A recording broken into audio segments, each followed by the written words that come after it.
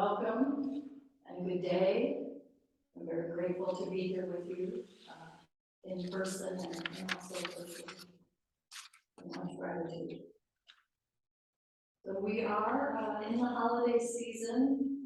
Some of us may be preparing for Thanksgiving or Christmas or Hanukkah or other traditions and rituals this time of the year. And that can be reason for, joy and celebration of getting together with family and friends, or we're fortunate, to have wonderful food, clothing, shelter, reason to celebrate. But the holidays are not always like the Hallmark movies. Most of us know if we've had loss or if there's conflict or life challenges. So I want to talk first about family conflicts. So there's a quote by Ram Dass: "If you think you're enlightened, go spend a week with your family." And I've shared that quote before, but I share it because it rings true. And I think our families can be spiritual training ground, right? We can see where we're at in our reactivity or how we're triggered when we get together with our parents or our siblings or our in-laws or, stepchildren, exes, this tapestry of what makes up our family in the modern world, right? So that can sort of let us know how we're doing. Are we still holding grudges? Are we angry? Are we easily upset for months or years or decades? Or, have we gotten to a place where maybe we're triggered or upset for a few days, or maybe a few hours or a week, or maybe not at all? So I want to share a story. It's called The Monk and the Scorpion. Okay, so the two monks are at the river washing their bowls, and a scorpion falls into the water and is drowning, and the monk scoops it up and sets it on the shore, and the scorpion stings the monk. They continue washing their bowls. The scorpion again falls into the river, the monk scoops it up, sets it on the ground in his stomach again. And the other monk says, "Why do you continue to save the scorpion when you know its nature is to sting?" And the monk replies, "Because to save it is my nature." Okay, so presumably the monk is not triggered by the reaction of the scorpion. But I'm going to be honest with you. When I first heard this story, I did not like it, okay? Because I thought, I am not going to put myself in situations where I'm repeatedly stung, right?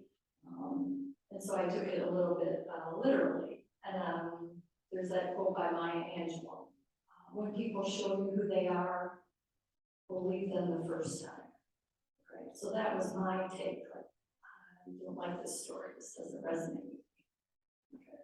But on reflection, as a metaphor, the idea of being who you are, being true to yourself, regardless of other people, that part I think does ring true for me. So I will share another story sort of illustrating that.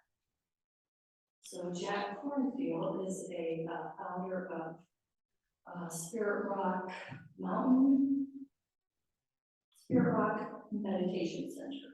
And he tells the story of his father, who was an alcoholic and abusive. And then he went to visit his father later in life in the ICU. And his father had had a severe heart attack. And he was at his father's bedside. And father is hooked up to machines, and there's beeping, and he's very vulnerable, and he's very ill. And Jack says he leaned over and he said, "I love you." But his father tries to raise his arm, and he shakes his head side to side, rolls his eyes, and he grimaces, and he says, "Ugh," right? Jack said in his family, showing vulnerability, showing feelings is a sign of weakness, right? And so right to the very end, His father stayed true to his nature. That's who he was.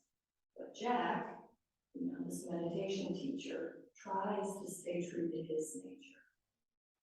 So that story does help me understand the Buddhist monk and scorpion story a little better. It helps me understand there may be situations where we do decide to interact or to visit or to try to extend compassion and kindness and stay true to our nature despite the risk of being stung. And in the story, the monk is also not harmed. That's important to remember.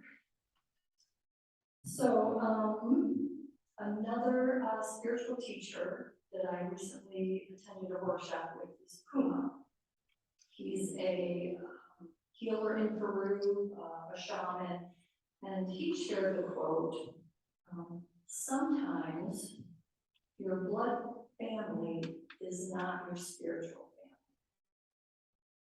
So his grandfather had taught him as a young child that all people are our family, right? You are my family. The people on the globe are our collective family, and that we need to send unconditional love to everyone. And so Puma asked his grandfather, well, how do we send unconditional love to someone who's doing bad things? So, in his situation, there were shamans who were tricking people, who were doing things that were bad. And his grandfather told him, they're still your family. You can still send unconditional love, but maybe view them as very distant cousins. So that reminds me of the 12-step slogan, detached with love, right? We want people's wellness, we want their health, we want them to be happy, we want to send them love, and we can also do so from a distance. In some situations, we need to do that. And we may need to carve out over the holidays new traditions, or we may need to connect with a spiritual family, or take a lot of time for self-care if we are in a situation that is difficult or challenging. So other things over the holidays that can make it difficult might be the loss of a loved one in our life, or a divorce, or a job change, an illness. There's any number of things that can be challenging, and the holidays just seem to amplify that. It just kind of puts it front and center. So there's another teaching in Buddhism about impermanence. Not just impermanence of the physical body, which is death, which we all will encounter, are familiar with, but impermanence of all things. And so there's a quote by Buddhist monk Thich Nhat Hanh, our suffering is impermanent, and that is why we can transform it. And because happiness is also impermanent, that is why we must nourish it. So all these spiritual teachers, Jack Kornfield, Puma, Thich Nhat Hanh, various traditions that we may follow, wisdom teachings, they remind us that we have to go to our own heart and open up that space so that we can see what's there and we can heal it and potentially transform it. But the first step is awareness. What are we carrying? What is in our heart? Because if we don't do that step, it makes it harder, to heal or to transform. If you don't take a moment to say, oh, this is what's going on inside of me. So awareness is the first step. Puma also talks about, in the workshop I took, he said, if you are angry, if you are sad, you will feel that as very heavy energy. Feel the heaviness of it. And if you are working with that, you can feel the lightness when you invite unconditional love, or gratitude, or kindness. You will feel the difference inside.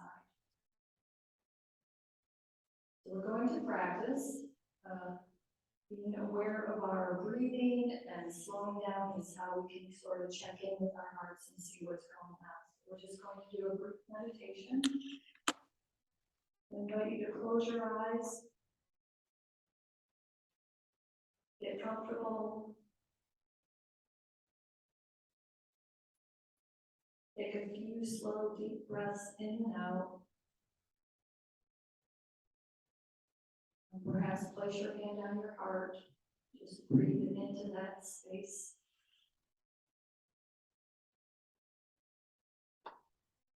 Three slow, deep breaths, just breathing in love, breathing out peace.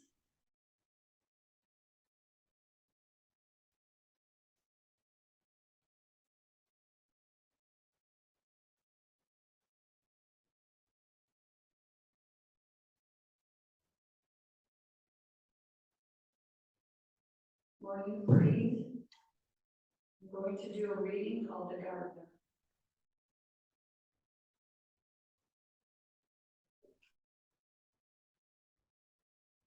Peace, my heart, let the time for the parting be sweet. Let it not be a death, but completeness. Let love melt into memory and pain into songs. Let the flight through the sky end in the folding of the wings over the nest.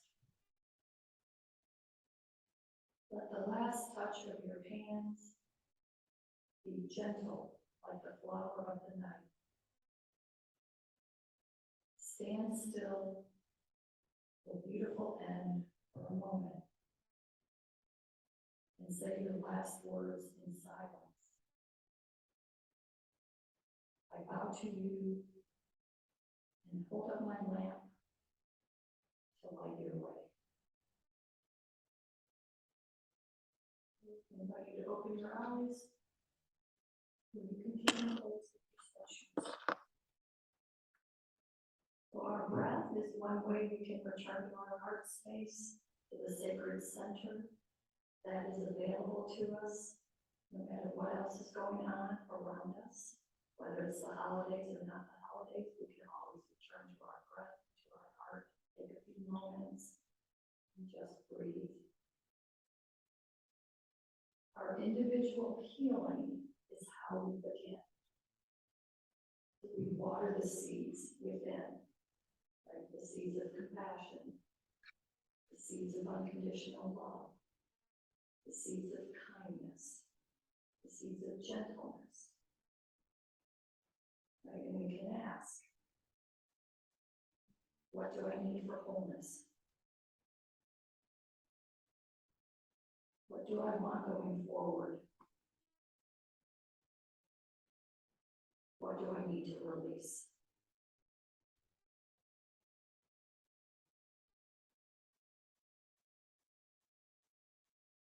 So some other things that help us work with the heart healing, releasing expectations. And these are especially important over the holidays.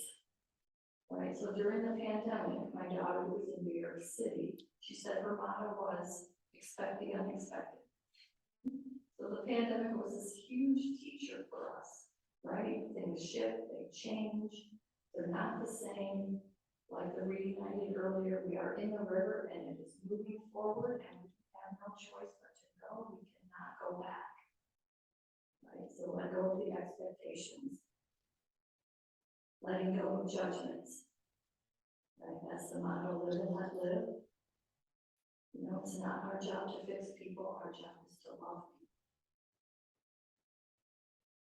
And then breathe, returning to the breath, returning to our sacred center again. So as we work on our healing, our seeds that we're nourishing, our inner peace, our unconditional love, then it becomes a bit easier to extend that to our family, to our community, to the world, to the earth. Right? But it begins within.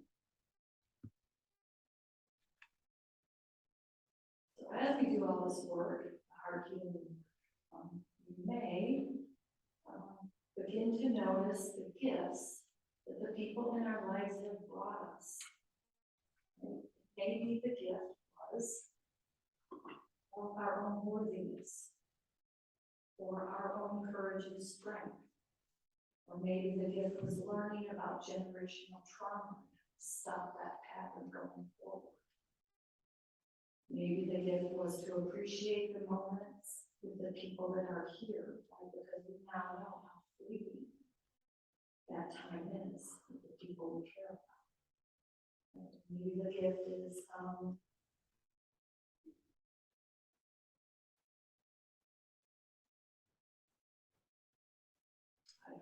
to love more deeply.